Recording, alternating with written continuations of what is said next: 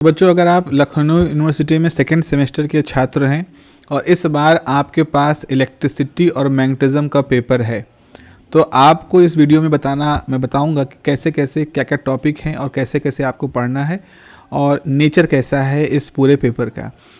एक बात हमेशा ध्यान रखो, आपके पास इस बार सिर्फ एक थ्योरी का पेपर है।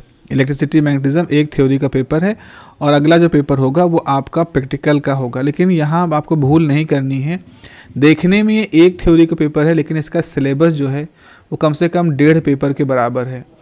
तो इस बार आपको थ्योरी का एक पेपर कहने को मिल रहा है, लेकिन इसकी जो लेंथ है, इसके अंदर जो डेप्थ है, जितना विस्तार से सिलेबस बना हुआ है, उसके सारे टॉपिक को आप पढ़ोगे तो आपको लगभग 1.5 पेपर के बराबर पढ़ना होगा। और ये समस्या कह लो, ये प्रभाव सभी हर इवन सेमेस्टर में है, जहाँ की आपके पास ऑब्जेक्टिव क्वेश्चन शेप में पेपर बन रहा है और आपके पास प्रैक्टिकल का सब्जेक्ट है। और लखनऊ यूनिवर्सिटी का खास तौर पे ये सिलेबस है, तो इसलिए लखनऊ यूनिवर्सिटी के बच्चों के लिए बहुत ही ज़्यादा लाभदायक होगा। देखो यहाँ पे आपकी जो पहली यूनिट है बच्चों, वो इलेक्ट्रोस्टैटिक है। अच्छा, इस पेपर की खास बात ये होती है कि आपने 12th में जो इलेक्ट्रिसिटी मैग्नेटिज्म इलेक्ट्रोस्टैटिक पढ़ रखा है, उसका एक ठीक ठाक सा हिस्सा, मैं कहूँगा 50% तो आपको बेसिक आइडिया तो आपको 70% 80% होगा, लेकिन बहुत सारी चीज़ें ऐसी होंगी 50% जो आपने वहाँ पहले पढ़ रखी हैं किसी और फॉर्म में, यहाँ पे उसको थोड़ा और विस्तार के साथ पढ़ाया जाएगा। जैसे आपने पढ़ रखा है कि इलेक्ट्रिक चार्ज क्या होता है, उसका इतिहास एनसीईआरटी में सब दिया गया है और आपने पढ़ रखा है। इलेक्ट्रिक चार्ज की चार्ज डेंसिटी का मतलब क्या होता है, कूलम लॉ कैसे है, कैसे आप कूलम लॉ की सहायता से इलेक्ट्रिक फील्ड का एक्सप्रेशन निकालते हो, इलेक्ट्रिक फ्लक्स क्या है, गॉस लॉ कैसे काम करता है, उसके कुछ एप्लीकेशन है। फिर आपको डाइवर्जेंस कर्ल इलेक्ट्रोस्टैटिक फील्ड की प्रॉपर्टी के समझना होगा कि इलेक्ट्रोस्टैटिक फील्ड का कर्ल होने का मतलब क्या है, इलेक्ट्रोस्टैटिक फील्ड के डाइवर्जेंस होने का मतलब क्या है। अब थोड़ी मैथमेटिक्स यहाँ वेक्टर कैलकुलस के आते हैं कि आप लाइन इंटीग्रेशन निकालना है तो कैसे आप इलेक्ट्रिक फील्ड को लाइन इंटीग्रेशन में लिखोगे, इलेक्ट्रिक पोटेंशियल आप कैसे निकालोगे। इलेक्ट्रिक फील्ड को ऐसा क्यों कहा जाता है कि इलेक्ट्रिक फील्ड जो होता है पोटेंशियल का नेगेटिव ग्रेडियंट होता है। अब ग्रेडियंट क्या होता है, ये आपने पहले डाइवर्जेंस और कर्ल के साथ पढ़ा होता है। कंजर्वेशन नेचर, ये आप नया पढ़ोगे। कंजर्वेशन नेचर क्या है इलेक्ट्रोस्टैटिक फील्ड एनर्जी कंजर्व होती है, इसका मतलब क्या है। फिर इलेक्ट्रिक पोटेंशियल और electric field due to dipole आपको निकालना है, क्वाड्रोपोल की आपको निकालना है। फोर्स और टॉर्क कैसे काम करते हैं डाइपोल केस में, अगर वो एक यूनिफॉर्म और नॉन यूनिफॉर्म इलेक्ट्रिक फील्ड में रखा हुआ है। इलेक्ट्रोस्टैटिक एनर्जी चार्जेस की क्या होती है, यूनिफॉर्म अगर चार्ज बहुत सारे हैं। तो पहला सेक्शन ही अपने आप में काफ़ी ज़्यादा विस्तारित है। फिर दूसरे हिस्से में आपको किसी मटेरियल के अंदर जो इलेक्ट्रिक बिहेवियर होता है, पोलराइजेशन से बाउंड चार्ज क्या होते हैं, डिस्प्लेसमेंट वेक्टर कैसे डिफाइन होता है, इलेक्ट्रिकल ससेप्टिबिलिटी, डाइलेक्ट्रिक कांस्टेंट, ये सब मटेरियल के गुण हैं। क्लॉसियस-मसोटी इक्वेशन, डिबाई इक्वेशन।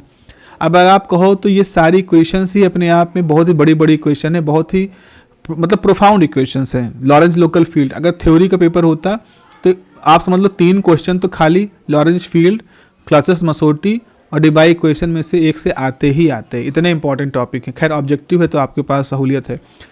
अब देखो यूनिट नंबर 2 में 2 हिस्से हैं। एक तो हिस्सा आपका कहलाता है मैग्नेटोस्टैटिक का, दूसरा हिस्सा है आपका मैग्नेटिक प्रॉपर्टी ऑफ मैटर्स का।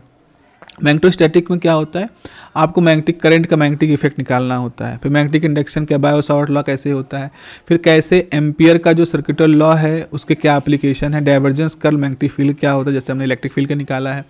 वहाँ पर स्केलर और वेक्टर दो तरह के पोटेंशियल हम डिफाइन करते हैं। इलेक्ट्रोस्टैटिक में खाली स्केलर पोटेंशियल ही होता है। मूविंग चार्ज पर फोर्स कैसे काम करता है, लॉरेंज वाली बात कैसे आती है, मैग्नेटिक फोर्स अगर कोई करंट कैरिंग वायर है, उसका लूप है तो कैसे वहाँ पर मैग्नेटिक फील्ड होगा। करंट लूप में यूनिफॉर्म मैग्नेटिक फील्ड में टॉर्क कैसे काम करता है और कैसे मैग्नेटिक लूप जो होता है एक डाइपोल की तरह काम करता है। फिर जैसे वहाँ इलेक्ट्रिकल प्रॉपर्टीज़ थी मटेरियल के, वैसे मैग्नेटिक प्रॉपर्टी है। तो मैग्नेटिक प्रॉपर्टी में आपको मैग्नेटाइजेशन डिफाइन करना पड़ेगा, मैग्नेटिक इंटेंसिटी डिफाइन करना पड़ेगा, मैग्नेटिक ससेप्टिबिलिटी डिफाइन करना पड़ेगा, मैग्नेटिक परमिबिलिटी डिफाइन करना पड़ेगा और BMH में रिलेशन निकालना पड़ेगा। जैसे इलेक्ट्रोस्टैटिक केस में क्या होता है, आपको पोलराइजेशन P डिफाइन करना पड़ता है, डिस्प्लेसमेंट D डिफाइन करता है, इलेक्ट्रिक फील्ड E डिफाइन करना पड़ता है और फिर EPD में एक रिलेशन निकालना होता है। वैसे मैग्नेटिक फील्ड में आपको BMH में डिफाइन करना पड़ता है। यूनिट नंबर 3 जब आओगे तो अब ये एक यूनिट आपको बड़े लाइनों में कम दिख रही हो लेकिन है बड़ी मजबूत unit, time wearing electromagnetic field. Faraday का लॉ क्या होता है, इलेक्ट्रोमैग्नेटिक इंडक्शन क्या होता है, लेंज का लॉ क्या होता है। वैसे तो बेसिक पढ़ा लेकिन यहाँ थोड़ा डिटेल में पढ़ोगे। इंड्यूस्ड इलेक्ट्रिक फील्ड क्या होती है, नॉन कंजर्वेटिव नेचर कैसे होता है इंड्यूस्ड इलेक्ट्रिक फील्ड का, सेल्फ और म्यूचुअल इंडक्टेंस क्या होते हैं, साथ ही साथ सोलेनॉइड और टॉरॉइड का सेल्फ इंडक्टेंस कैसे डिफाइन करते हो, एनर्जी जो मैग्नेटिक फील्ड में स्टोर होती है इसकी इफेक्ट क्या होता है। फिर motion of electron in the changing magnetic field, betatron equation, अगर कोई मैग्नेटिक फील्ड लगातार चेंज हो रही है तो वहाँ जब चार्ज इलेक्ट्रॉन मूव करेगा तो कैसे उसका व्यवहार होगा। फिर आपको थ्योरी वर्किंग पढ़नी है, एक इंस्ट्रूमेंट किसको नाम है मूविंग कॉइल बैलिस्टिक गैल्वेनोमीटर, यहाँ आपको उसके एप्लीकेशन भी शामिल किए गए हैं, तो इस तरह से हो जाएगा।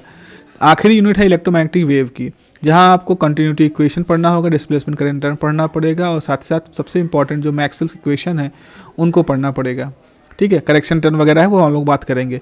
इलेक्ट्रोमैग्नेटिक वेव इन वैक्यूम कैसे होता है, आइसोटोपिक डायलेक्ट्रिक मीडियम क्या होता है, transverse nature of electromagnetic wave कैसे होते हैं, energy density electromagnetic wave, Poynting vector को आपको यहाँ पर डिफाइन करना पड़ेगा। तो इस तरह से आपके 4 यूनिट का जो पूरा सिलेबस है इसमें बहुत सारा इंपॉर्टेंट कंटेंट भरा हुआ है और किसी भी लिहाज से मैं कहूँगा इसको आपको एक पेपर नहीं समझना है, भले दिया एक पेपर है लेकिन आपको समझना है ये 2 पेपर है। कुछ किताबें जैसे एडवर्ड पुर्सेल की किताब है, बहुत स्टैंडर्ड किताब है, समझने में थोड़ा दिक्कत होती है। फेमैन की तो खैर अलग किताब है, ग्रिफिथ भी नॉर्मल ऑडियंस के लिए नहीं है, पॉन्फोर्स की तो बहुत ही हाई स्टैंडर्ड की है, ऑथर की पुरानी किताब है बट अभी भी लोग इसको यूज करते हैं। बीबी लॉर्ड की किताब है, ये भी हायर बुक में आती है। डीसी तयाल है जो आपके लेवल पे आ सकते हैं, ये बकवास किताब है नमीना वाधवानी की। आर के शुक्ला की किताब जो है ये मैंने नहीं पढ़ी है, लेकिन चूंकि आर के शुक्ला सर की और किताब मैकेनिक्स की भी देखी है मैंने, यूज किया है, मैंने उनकी प्रैक्टिकल की भी किताब यूज की है, उनकी इंजीनियरिंग फिजिक्स में लिखी हुई किताब भी यूज की है। तो अपने पुराने ट्रैक के हिसाब से तो सर बहुत अच्छा किताब लिखने में उनका काफ़ी अच्छा है, तो निश्चित रूप से इसमें भी उनका अच्छा ही होगा। तो आप अगर मिल जाए लाइब्रेरी में तो आप देख सकते हैं। तो इस तरह से ये सेकेंड सेमेस्टर का सारा आपका सिलेबस का डिस्कशन हो गया। आने वाले समय में हम लोग और डिस्कस करते रहेंगे कैसे इसके और भी ज़्यादा इसको हम कैसे एलेबोरेट करना शुरू करेंगे और क्या प्लान होना है आपको पढ़ाई का, वो सब हम यहाँ पे डिस्कस करेंगे। तो आप चिंता मत करिए, आपकी बीएससी का सारा जो इस फिजिक्स वाला मामला है उसको हम लोग आप इस चैनल पे आप आराम से रिलाई कर सकते हैं, यहाँ पर वो सारी चीज़ें एक तरह से कंप्लीट होती रहेंगी। अपना ध्यान रखिए, फिर मिलते हैं, नमस्कार।